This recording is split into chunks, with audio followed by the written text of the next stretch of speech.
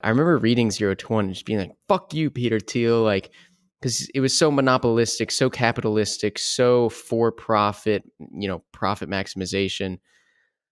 I don't think I understood it. But now going back, I'm like, oh no, he's very intentional with what he means by monopoly. So he's talking about 0 to 1. And normally the world is like 1 to infinity or whatever. It's like how to grow a company. And usually that's just incremental improvements, globally expanding the markets.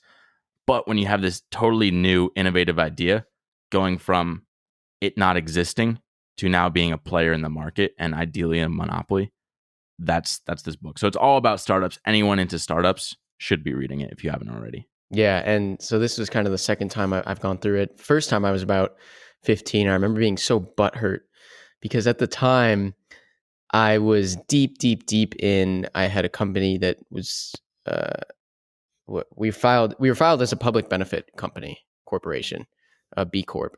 And I remember reading 0 to 1 and just being like, fuck you, Peter Thiel. Like, because it was so monopolistic, so capitalistic, so for profit, profit maximization. I don't think I understood it. But now going back, I'm like, oh no, he's very intentional with what he means by monopoly. And it's not monopolists who have hijacked the system and to profit maximize.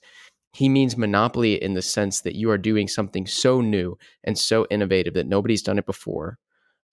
It's something that's patentable so that you can control it and create it without having to get into the nitty gritty of like perfect competition, which we can talk about.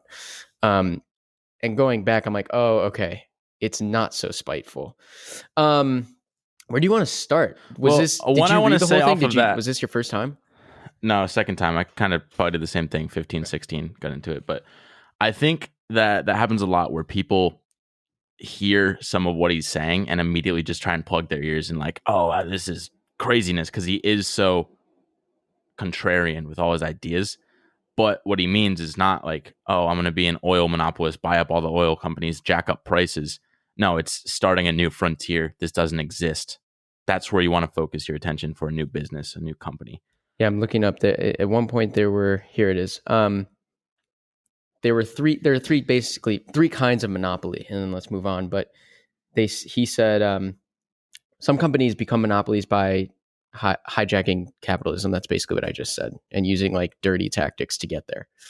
A second kind of monopoly is the kind that gets like big governmental licenses and contracts. And that's kind of like crony capitalism, right? It's like friends hiring friends of government to do weird things.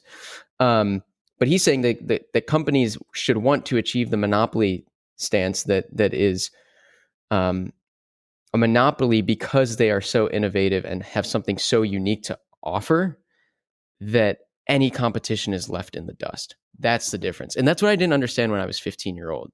Well, there's no competition. Like his thing is you got to be 10 times better than the nearest competitor. Right. And for me, I was so upset because I was in one of the most competitive markets. It was multivitamins, right? And I was like, I'm not in a monopoly. I'm not doing. First of all, I'm 16 and I'm in this market. Clearly, I'm not doing something super innovative, and it really bothered me at the time. But yeah, now I see what he's saying.